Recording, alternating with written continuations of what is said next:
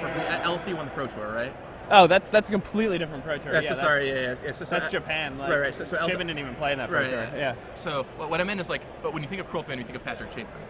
So, like... Okay. I mean, I feel like I think about Nassif more than I think about Chapin. I don't know. But also, like, Nassif's top deck is, like, the story of that top 8. So it's easy to think that maybe, he might have won the Pro Tour. Anyway, what matters is that we are playing this match right here, and it looks like Adam won the dice rolling off for the Plains. For those of you who didn't catch the announcement over the loudspeaker, because of the delay, all of the top 8 is being moved to tomorrow. So instead of watching the quarterfinals tonight and then having the semifinals and finals play out, we will just be seeing, the Swiss rounds tonight, and then you can tune in early tomorrow morning for the rest of it. Yeah, we'll watch the top 8 tomorrow morning with you guys. There we saw Gerry decided to use his lightning bolt to deal with the step links. That's why the red version of Caw-Blade has such a good matchup here. Before, It was like this even matchup where, like, the dice roll was really important. Like, a turn 1 step links was brutal before you had bolt. But now you can just, bolt it. Yeah, I mean, like, before we might see, like, Gerry taking 4 damage on this turn, And now Gerry's like, no, mountain bullet. All right, it's out of here. We're done. And one thing interesting about Adam's list is he does not have a Sword of Feast and Famine. Yeah. Oh, that is interesting. So Adam has a Stoneforge Mystic package, and his targets are Adventuring Gear, of course, but he has Sword of Body and Mind and Bone Horde, no Feast and Famine. So that's a curious decision. I'm sure he had a good reason for it. So turn 2 Stoneforge by Adam, and Gerry just plays a Sea-Chrome Coast and passes. Now, what equipment did Adam get with that Stoneforge Mystic?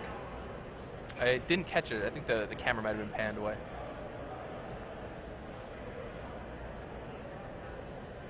Gerry has a Stoneforge Mystic of his own. Yep, and Adam just passed back. No doubt his plan is to just put his equipment out. Generally a pretty good plan. That's how the Stoneforge Mystic thing plays out more often than not. And a preordain from Gerry. Yeah, I mean, the thing about the Mystic is it's, like, the fact that it gets you the equipment is great, but getting it through counter spells for free, being able to, like, play it on your opponent's turn, reduce the cost by 1 are just all great assets of Stoneforge. Gerry there preordains. Puts a Day of Judgment in his hands. Yep, saw that one. And here comes Stoneforge Mystic. Yep, gonna shuffle his deck. And probably grab Feast and Famine? Or do you think you would grab Body and Mind in this matchup? Once again, I can't quite tell because of how the camera's panned, but I'm sure we'll see here in just a second. In the Boros matchup, a lot of the time we've been getting sort of Body and Mind. Yeah. The guy is really important. Yeah, right? the wolf really helps out. Yeah. They have cards like Journey and things like that. Gerry opts for the Feast and Famine version. Nice. Which is still not a bad call. You can't go wrong with either one, and I'm sure Gerry's got a plan. So yeah, I believe in the Gerry. So it looks like Adam did get that sort of Body in mind, and it comes down here. And Gerry has a Day of Judgment in his hand, so he's probably just trying to get his opponent to play more guys. That Stoneforge Mystic has no value as long as Gerry has the day.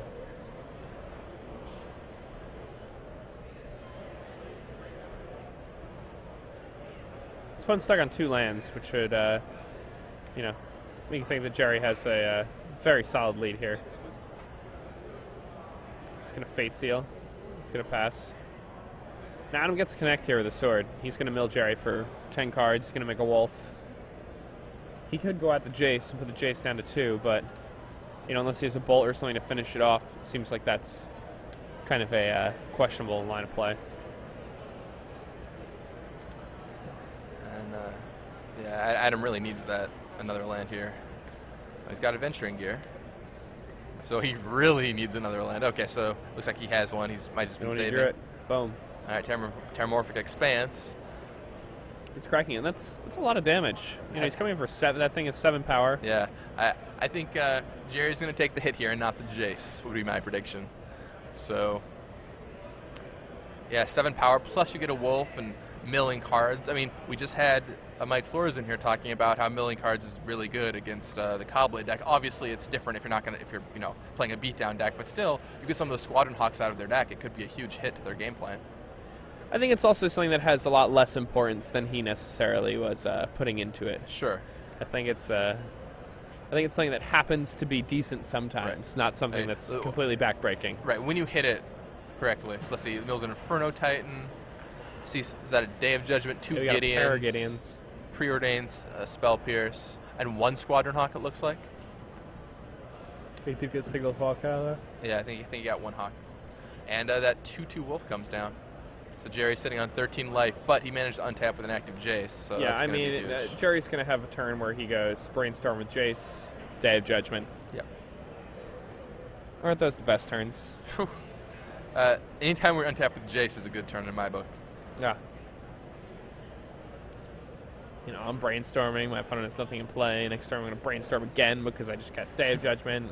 Absolutely. I mean, that's where like cards like Hero of Oxidridge just really come into play because the control decks rely on those turns a lot of the time. And yeah, I mean, he's got Jace. He's going to start countering those heroes. He's going to start casting bolts. And here comes the day. And so Adam loses his team. Yeah, and I mean, now it's interesting to note is that now that's a 1 for 0 for Gerry that day. He didn't even get a card out of that. You know, his opponent still had the equipment from the Stoneforge Mystic, and the equipment was what made that creature. So Adam didn't lose a single card in that ordeal. It's amazing, yet still how ahead Gerry looks with that Jace on the table. You know. Oh yeah, I mean, the Jace so itself is just such a powerful tool. And that Mirror Crusader comes down for Adam, and like the Crusader is good, but even worst case for Gerry, Jace can just bounce it and puts Adam right back where he was. Like so many options. Yeah, like you said, I mean, with the turn 1 bolt on that step links. I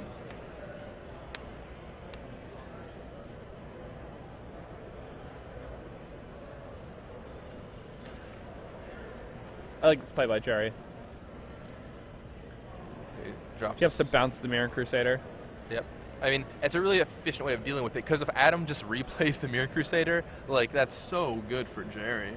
Oh, yeah. I mean, it just makes Adam waste his turn. And Gerry has a mana leak now, too, so even if Adam plays something like a Koth or a hero, he's still in a terrible spot. And Gerry's just 2 lands away from being able to activate Colonnade, equip Sword.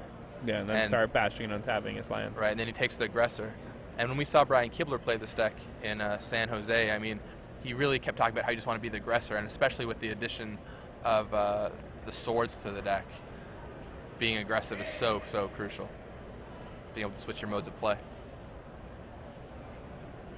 Yeah, now Adam did have the Koth that he wanted to have drawn there, but the mana leak made that a non-issue. Yep. And I think Gerry saw 2 lands. He's working his way up to Colonnade equip type mana.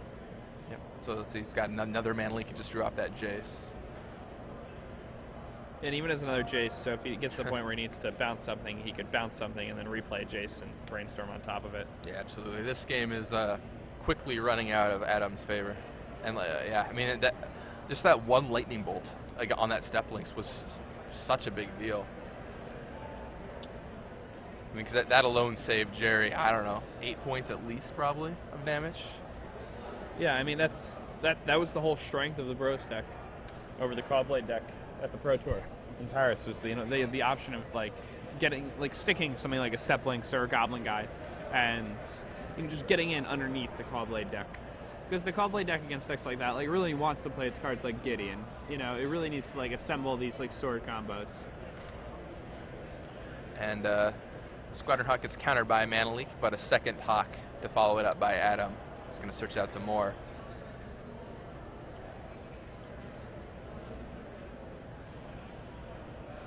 It's always frustrating when you use a mana leak on a Squadron Hawk and they play another one. I know, but I mean, it was definitely correct for Gerry to run that leak there. It just didn't work out as well for him as he had hoped. On the flip side, it does mean 1 less Hawk is in play, but it makes that Colonnade Bash plan look a lot less attractive.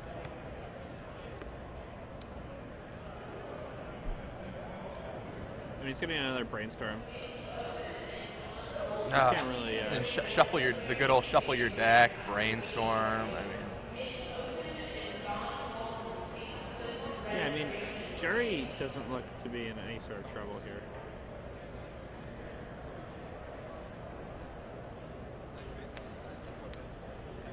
Nice. He's connecting with that sword. Yep. So bounce the hawk, which is relatively whirless since he's searched up all the hawks already, and now he swings for 6 and gets to untap all of his lands. This opponent, interestingly enough, decides to pitch a Journey to Nowhere. He values the Squadron Hawks in his hand higher than the Spot Removal spell. No doubt. I mean, he figures at this point he's probably going to have to get through that colonnade, because even with the Squadron Hawks to back it up, yeah, so he wants to have the sword to deal with that colonnade. And yep, bolt comes down for Gerry. And that's going to give Gerry another turn of swinging in for 6 and sort of feast and famining and all these things. Gerry once again can activate the colonnade. He can equip the Sword of Feast and Famine, and then he can bash in, untap all of his lands, and then he can probably play another Stoneforge Mystic, another sword. I mean, this seems pretty locked up at this point. Yeah, Gerry seems in a great position.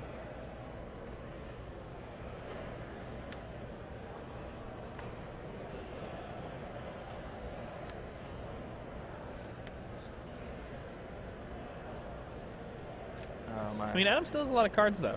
We don't know what's in his hand, and Adam has a lot of cards, just doesn't necessarily have the time to use it all.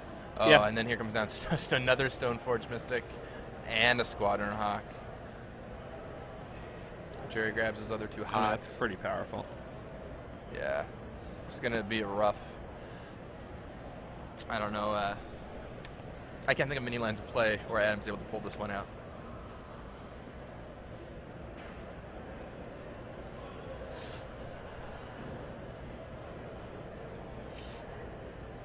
Tissue or something? Oh, and yep, there we go. Adam packs up his cards. Yeah, wants to move on to game 2. I need to get tissue. Sorry. And Gerry takes the first game in pretty short order. I mean, that bolt was just devastating on the first turn. Played out pretty much just like Jake said it would, and except Adam was a little light on lands, and now they're going into sideboard games. Looking at their sideboards, looks like, let's see, Gerry is definitely getting those Cunning Spark Mages. Those are going to be huge for him, and another Day of Judgment. Other than that, those seem to be maybe what he's bringing in. Divine Offering is a potential card. There's probably a good chance Offering will come in depending on how many cards Gerry has to take out. He's already bringing in several. But and then from Adam's side, he has, let's see, Market Mutiny, Core Firewalker, Cunning Spark Mage, Arc Trail, Sword of Feast and Famine, Basilisk Collar, and Koth are all cards he's got sitting in his sideboard. If he's worried about those Squadron Hawks coming up the ground, he might bring in that Cunning Spark Mage just to be able to take those guys down. Firewalker is pro-red for whatever that's worth to him.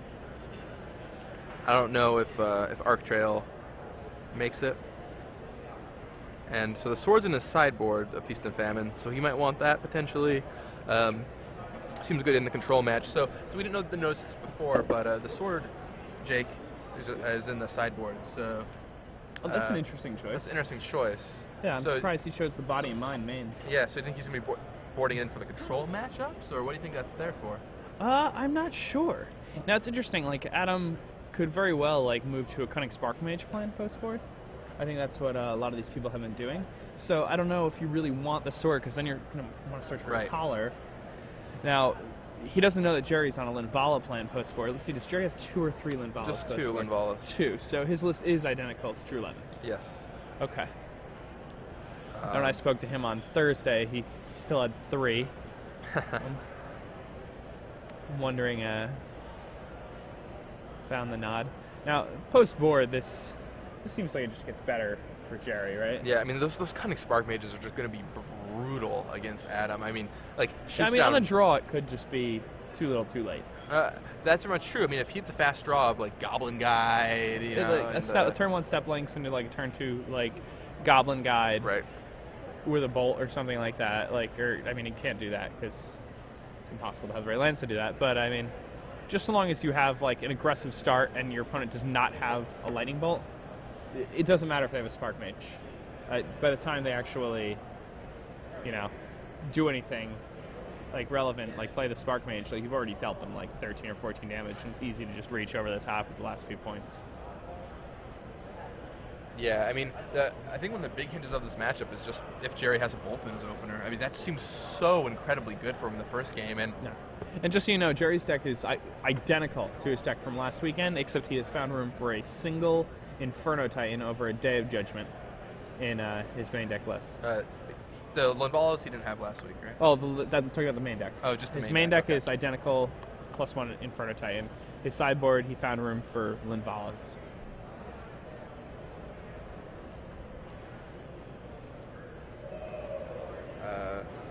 Yeah, so, I mean, this is a deck he knows how to play quite well.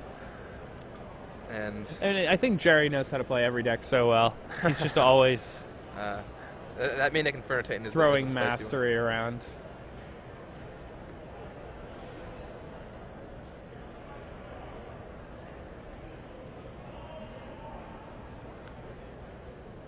Clausa Fuentes watching his friend Gerry Thompson. Ooh. Gerry's got a pretty nice opener here. It's one of those openers where, like, it has great potential in a preordain. So what do you have there? I see Stoneforge Mystic, Day of Judgment, Island Preordain. What else is there? I believe there's a Linvala. Okay. Yep, looks like there's a Linvala and a Gideon. too.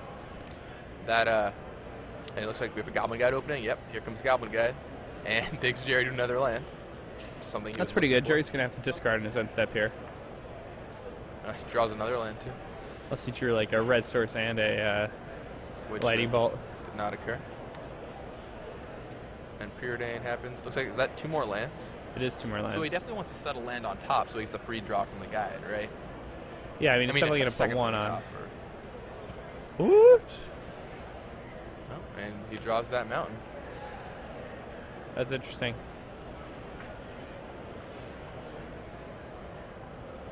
Gerry clearly trying to dig to find Bolt or something else to stem the early tide. Because like we were saying, it's like he's got the day. He just has to get that far into the game. But if, a Goblin Guide army beats him down, that could be an issue. Yeah, sometimes the red decks just get in so fast, especially if they're on the play and have a card like Goblin Guide. It's really tough if you don't have a Bolt. It becomes so hard to interact with that board. 2/2 haste for 1 mana. What a crazy world. It's a pretty good card. Seems reasonable. So the guide serves in again, and Adam cracked his fetch land, so I guess we're maybe play a GOP here? Oh, Squadron Hawk comes down. Hawk. Now that's a lot more manageable for Gerry. Yeah, I mean, because the GOP really threatens a lot of damage quickly, but... Yeah, I mean, if he plays a GOP, like a fetch land, it is like a potential win the next turn, basically. Like, he puts him in actual, like, Koth range. Right. Where Squadron Hawk, while a great long game attrition card, is just not what you're looking for when you want to have that quick start. Oh,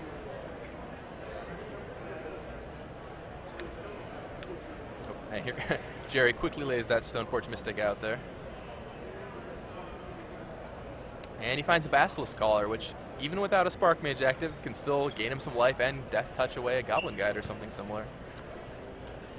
Collar is one of those cards that Collar is actually just insane in the Caw-Blade Mirror, even if you don't have a Spark Mage, because you just put a Collar on a Squadron Hawk and they can't attack you anymore. Right. Like, it doesn't matter how many swords they put on their own Hawk, like, it's, I mean, Basilisk are scary creatures. Yeah, I mean, everyone always thinks of Basilisk Caller plus Cunning Spark Mage, but the Caller is just a great card on its own. Yeah, it's really good. Alongside the Squadron Hawks, it just becomes like in endless stream of condemns. Absolutely. So we see Adam serve in with Squadron Hawk and Goblin Guide here, and Gerry is thinking about if he wants to block. And yeah, he ends up putting his Stoneforge Mystic in front of that Goblin Guide, saves 2 points of damage. Gerry's been having to discard because the Goblin Guides have been fueling up his hand so much. Another Mystic comes down in the game, this time on Adam's side. Gerry's definitely on his heels here, but This is not entirely unreasonable. And this time the Basilisk Collar is on Adam's side. And here comes down the collar. Oof. That's a board. All right, Gerry's going to preordain again. What is he looking for? He may just want like a... I don't know if he has a mana leak or some other way to interact with his opponent on his next turn. That would have been nice if he was able to, play another land, pass the turn with mana leak up, and then once the turn gets passed back to him, he can play day. Yeah, I mean, so Gerry's almost certainly daying next turn, but he's taking at least 4 points of damage here. Yeah, so here comes in, yep, all 4.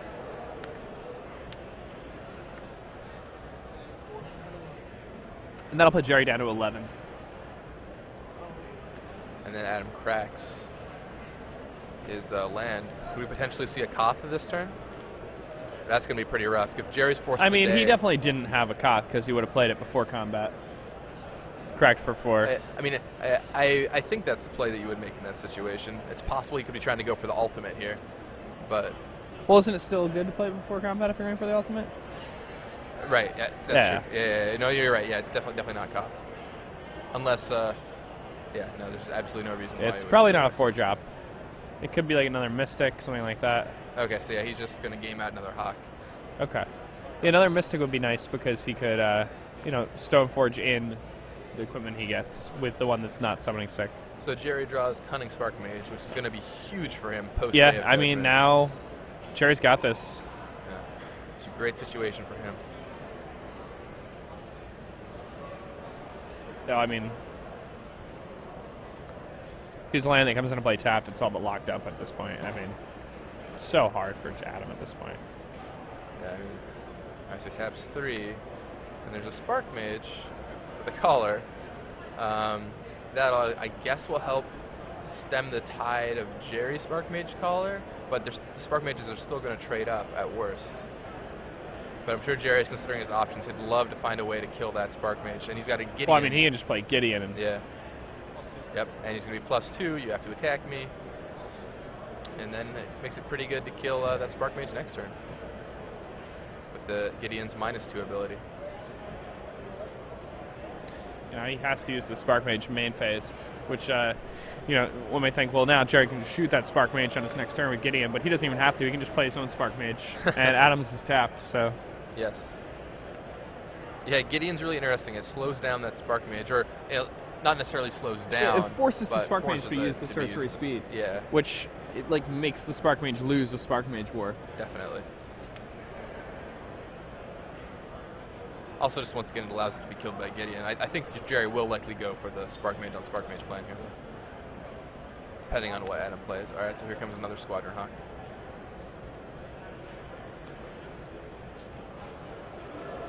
And another Squadron Hawk. That's all 4 Hawks from Adam, correct? Because he laid, yeah. So yeah, he pings Gideon down for 1. Right, so now... Picks up a life.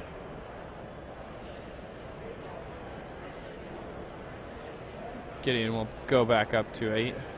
8 loyalty is just so much loyalty for that so Burrow step to much. push through. It's pretty hard to beat that down. Yeah. Gerry quickly looks and sends him south. Yeah. Oh, and no, I don't need those Squadron cards. Hawk. Yeah, Gerry keeps finding what he's looking for. Yep, here, Spark Mage knocks down the Shoots down the opposing Spark Mage. And here comes a Squadron Hawk.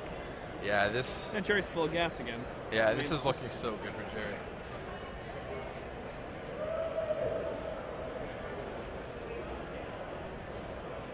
Just gotta hope he doesn't forget that Gideon.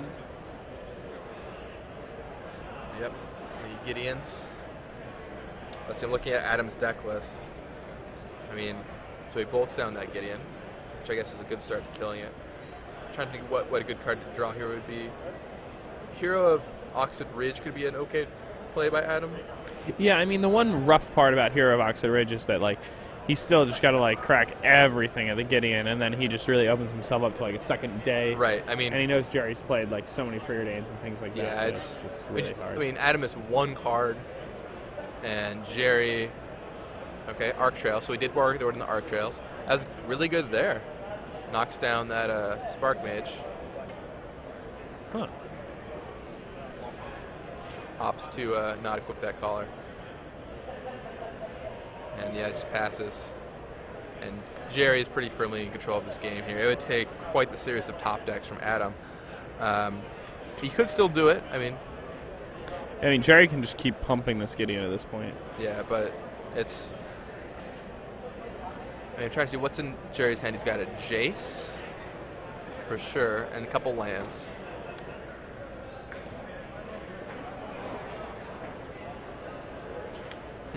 Oh man, another Spark Mage. Whew.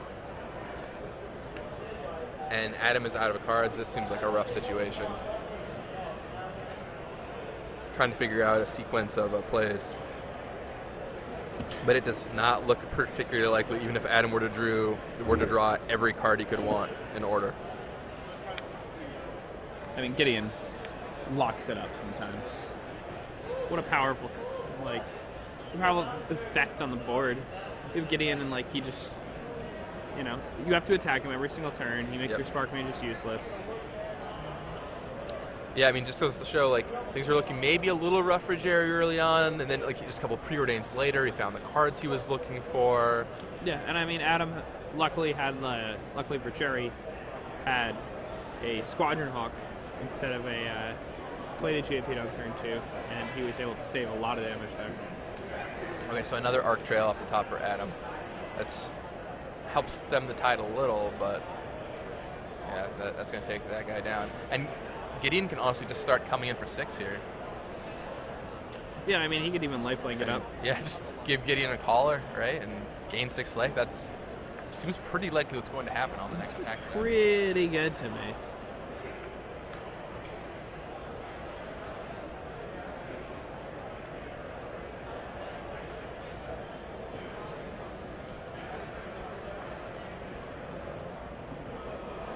Yeah, so Gerry's thinking. I mean, Gerry is traditionally, from the games I've seen him play, he's a pretty careful player. He doesn't want to accidentally open himself up to something, so maybe he won't swing in with that Gideon. But it seems so good to me to activate that Gideon and put a collar on it. But I'm sure he's considering, right now he's trying to figure out how can Adam win this game? What series of draws can happen? If I gain 6 life and he swings in and kills my Gideon, it's really interesting, how does Adam win this game if Gideon has 4 loyalty? Right. Because I feel like the windows close, a lot of them. Right, exactly. All right, so he lays a Glacial Fortress. Yep, and he's going to do that. And yeah, here we go. Serve-in for 11 points. Gerry's going to go up 6 life. And this put us down to 8, I believe. Yeah, served in for 11. Yeah, so down to 8. And yeah.